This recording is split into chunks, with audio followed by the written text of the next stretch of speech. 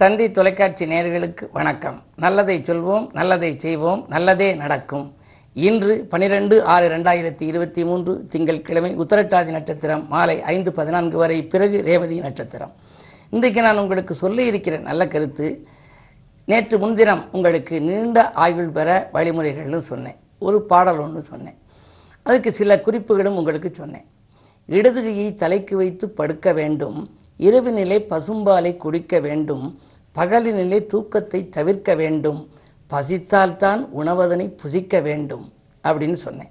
அதுக்கு அடுத்தது பசிச்சா தான் நம்ம புசிக்கணும், அப்படி இருந்தால் மருந்தனை வேண்டாவாம் யாக்கைக்கு அருந்தியது அற்றத்தினில் குரலில் கூட சொல்லியிருக்காங்க.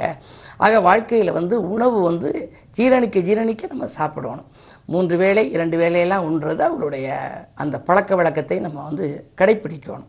பலகாரம் கார வகை நீக்க வேண்டும். செட்டிநாட்டு பகுதியில் நீங்கள் வந்தீங்கன்னா அந்த இலை போட்டு தலைவாழை இலை போடுவாங்க. இலை போட்டு அதில் விருந்து வைப்பாங்க. அப்படி விருந்து வைக்கின்ற பொழுது தஞ்சாவூர் தாட்டலையில் சோறு போட்டு சரிக்கு சரி ஊற்றிக்க குழம்பு போட்டு வெஞ்சனமாய் கூட்டொன்றும் பொரியல் ஒன்றும் வேண்டியதை அள்ளி அள்ளி இலையில் வைத்து அப்படின்னு ஒரு பாடல் நான் எழுதினேன். அதாவது தஞ்சாவூர் தாட்டலையில் இந்த விருந்துகளில் பார்த்தீங்கன்னா செட்டிநாட்டு பகுதியில் மேலே வைக்கிறதெல்லாம் நம்ம சாப்பிடலாம்.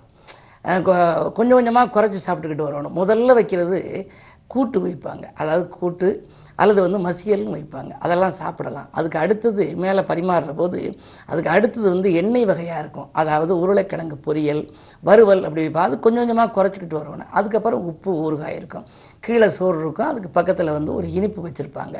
அந்த செட்டிநாட்டில் அந்த பரிமாறக்கூடிய விதமே மிக அற்புதமாக இருக்கும். உப்பு கொஞ்சமாக வைக்கணும். வலம்புரி ஜான் சொல்லுவார், உப்பு என்பது ஒரு உணவு, ஆனால் உப்பே உணவாகாதும்பாங்க. துப்பு இல்லாத பெண்ணை உப்பில் கண்டுக்கலாம்பாங்க. உப்பு சரியாக போட தெரியாட்டினா அந்த பொண்ணு துப்பு இல்லாத பெண்ணா, அதாவது சமத்து பத்தாத பெண் அப்படின்னு சொல்லி செட்டிநாட்டில் வழக்கம் சொல்லுவாங்க. அந்த அடிப்படையில் பலகாரத்தில் இந்த கார வகை இருக்கு இல்லையா, அந்த காரத்தை நம்ம நீக்கிடணுமா. உடலுக்கு ஏற்றுக்கொள்ளாதான் காரத்தை நம்ம நீக்கணும்னா, வாழ்க்கையில் பலகாரங்கள் இருக்குது, நம்ம பலகாரம் சாப்பிட்றோம், ஆனால் பலகாரங்கள் இருக்குது. ஓம்காரம் நாவிற்கு அழகை ஊட்டும், ரீங்காரம் அந்த வண்டுகளை நமக்கு கொடுக்குது. அந்த அடிப்படையில் இந்த பலகாரத்தில் உள்ள கார வகையை நம்ம நீக்கணும்னா உடல் ஆரோக்கியமாக இருக்கும். அதுக்கு அடுத்தது தான் முக்கியம், பலர் முன்னால் உண்ணுவதை தவிர்க்க வேண்டும். அதாவது பலர் இருந்து பார்த்துக்கிட்டு இருந்தாங்க அப்படின்னா திஷ்டிப்பட்டு போயிடுமா. அதுதான் குழந்தைகளுக்கு ஊட்டுற போது கூட தனியாக கூட்டிகிட்டு போய் தாய்மார்கள் குழந்தைக்கு சோறு ஊட்டிட்டு வரணும்னு போயிடுவாங்க.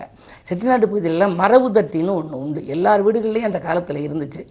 அந்த மரபு தட்டிங்கிறது அடுப்படியில் வச்சுருப்பாங்க, சமையல் கட்டில் பாதி அளவுக்கு அதை அப்படி இழுத்து வச்சுருப்பாங்க. அதுக்குள்ளே இருந்துக்கிட்டு அவங்க சமைக்கிறதும் வெளியில் தெரியாது, என்ன சமைக்கிறாங்க என்ன சாப்பிட்றாங்கன்னு. வெளியில் இப்போலாம் டைனிங் டேபிள் போட்டு எல்லாரும் பார்க்க சாப்பிட்ற மாதிரி வந்துருச்சு. ஒரு காலத்தில் அப்படி இருந்துச்சு. அப்படி பார்த்தாங்க அப்படின்னா இவ்வளவு சாப்பிட்றாங்கன்னு திருஷ்டிப்படுமா. ஒரு முறை நடிகர் திலகம் சிவாஜி கணேசன் அவர்கள் காரைக்குடிக்கு வந்திருந்தாங்க. என்னுடைய நண்பர் வீட்டுக்கு வந்திருந்தாங்க கல்யாணத்துக்கு, நகைக்கடை அதிபர். அங்கே வந்திருந்த போது சிவாஜி கணேசனோட சேர்ந்து சாப்பிடக்கூடிய ஒரு அமைப்பு எனக்கு வந்துச்சு. அப்போ அவரோட விஎன் சிதம்பரம் செட்டியார் ஐயா அவர்கள், கமலா திரையரங்க உரிமையாளராக இருந்த விஎன் சிதம்பரம் செட்டியார் அவர்கள் அந்த சிவாஜி கணேசன் ஐயாவை கூட்டிக்கிட்டு வந்திருந்தாங்க காரைக்குடி கல்யாணத்துக்கு. ஒரு தனியார் கல்யாண மண்டபத்தில் நடந்துச்சு. அவர் சாப்பிட்ற நேரம் வாங்க சாப்பிட அப்படின்னாங்க. உடனே சிவாஜி கணேசன் சாப்பிட்றதுக்கு வந்தார். அவருக்கு பக்கத்தில் அந்த பக்கம் இடது பக்கத்தில் விஎன் சிதம்பரம் செட்டியார் இருந்தார், வலது பக்கத்தில் நான் இருந்து சாப்பிட்டேன். எனக்கு பக்கத்தில் எல்லாம் மற்ற ஆட்கள்லாம் இருந்தாங்க. நிறைய பேர் புகைப்படமெல்லாம் எடுக்க வந்தாங்க. சிவாஜி கணேசன் சாப்பிட ஆரம்பித்தார். நான் என்னுடைய கேமராவில் ஒரு ஃபோட்டோ எடுத்துக்கிற பிறகு இந்த நிறைய 40-50 பேர் சிவாஜி கணேசன் நடிகர் திலகம் சாப்பிட்றாங்களேன்னு சொல்லி அதை படம் எடுக்கிறதுக்காக கேமராமேன் எல்லாரும் 50-60 வீடியோ கேமரா எல்லாம் வந்துடுச்சு. உடனே சிவாஜி கணேசன் சொன்னாங்க, டேய் தம்பிகளா வாங்கடா அப்படின்னு சொல்லி கூப்பிட்டாரு. இந்த நேரத்தில் மட்டும் நீங்கள் படம் எடுக்காதீங்கடா, சிவாஜி கணேசன் இவ்வளவு வெள்ளம் சாப்பிட்றான்னு சொல்லி திருஷ்டிப்பட்டு போயிடும்டா, அதனால எல்லாரும் வெளியில் போங்க, நான் கை கழுவி விட்டு வெளியில் வந்த பிறகு நீங்கள் எத்தனை படம் வேணுமாலும் எடுத்துக்கங்க அப்படின்னாரு. அவ்வளோ பேரும் சிரித்தாங்க. காரணம் என்னன்னா, ஒருவர் சாப்பிடுவதை மற்றவர் பார்த்தாலே திருஷ்டிப்படுமா. அதாவது அளவுக்கு அதிகமாக சாப்பிட்றவங்க. ஆகையினாலே தான் அந்த காலத்தில் இந்த மரபு தட்டின்னு வச்சாங்க. அது மாதிரி பலர் முன்னால் உண்ணுவதை தவிர்க்க வேண்டும்னு சொல்லி வச்சாங்க. முதல் நாளில் சமைத்தவற்றை ஒதுக்க வேண்டும். எவ்வளவுதான் அமிர்தம்னாலும் முதல் நாள் சமைச்சதை சாப்பிடக்கூடாதான். தேரையார் வாக்கில் ஒரு அமிர்தமே என்றாலும் முதல் நாள் சமைத்ததை அருந்த வேண்டாம்னு சொல்லியிருப்பார்.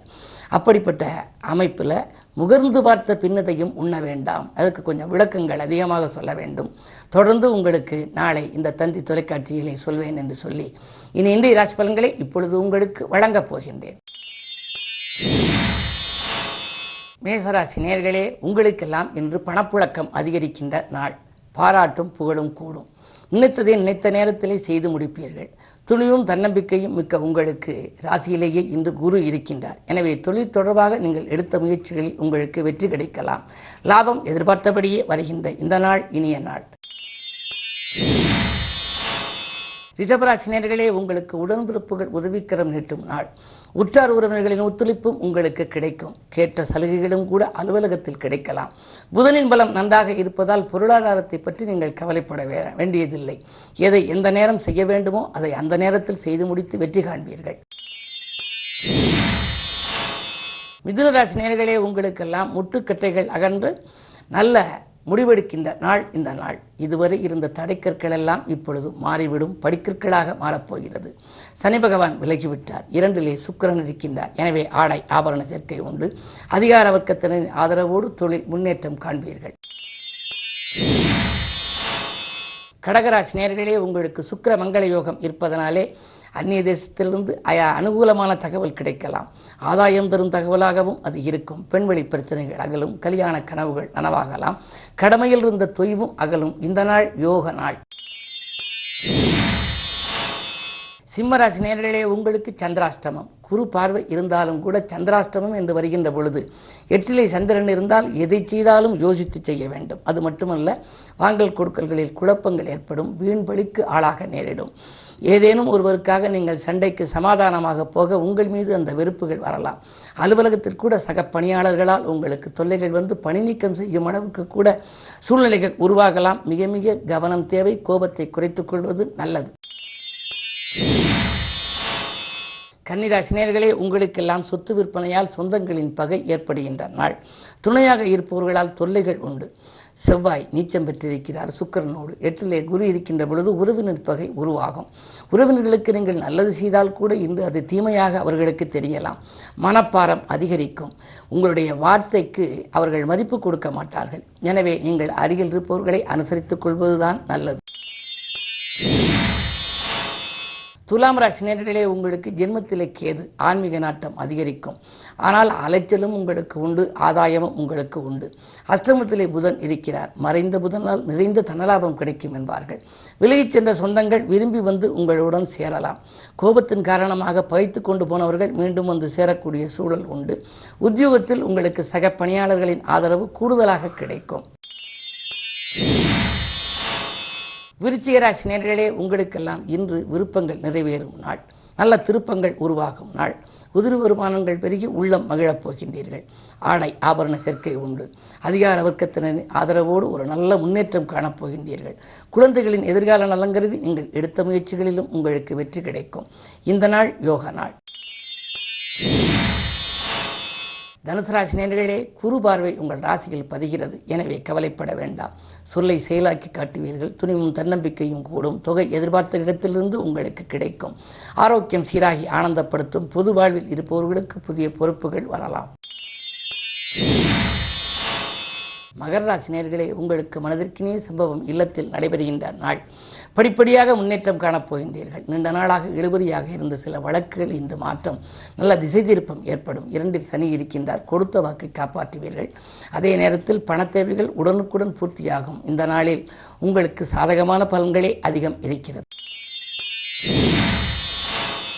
கும்பராசி நேயர்களே, ஜென்மச்சனியின் ஆதிக்கம் இருப்பதால் ஆரோக்கியத்தில் கவனம் தேவை. வீட்டில் ஒருவர் மாற்றி ஒருவருக்கு வைத்திய செலவு ஏற்படுகிறது என்று நீங்கள் கவலைப்படலாம். உத்தியோகத்தில் கூட உங்களுக்கு கீழே பணிபுரிந்தவர்களுக்கு நல்ல முன்னேற்றம் வருகிறது. நமக்கு இன்னும் ப்ரமோஷன் வரவில்லையே என்றெல்லாம் நினைக்கலாம். அதற்கெல்லாம் ஒரு நல்ல தகவல் இன்று கிடைக்கப் போகின்றது. இருந்தாலும் கூட இன்று மதியத்திற்கு மேல் உங்களுக்கு மனக்கலக்கம் தரும் தகவலும் வரலாம். கவனம் தேவை. மீனராசி நேயர்களே, உங்களுக்கு ராசியிலேயே சந்திரன் பஞ்சமாதிபதி இருக்கின்ற பொழுது நெஞ்சம் மகிழும் சம்பவம் நடக்கும். நீங்கள் நினைத்தது நிறைவேறும். கல்யாண வாய்ப்புகள் கைகூடலாம். காரிய வெற்றிக்கு உடன்பிறப்புகளும் ஒத்துழைப்பு செய்வார்கள்.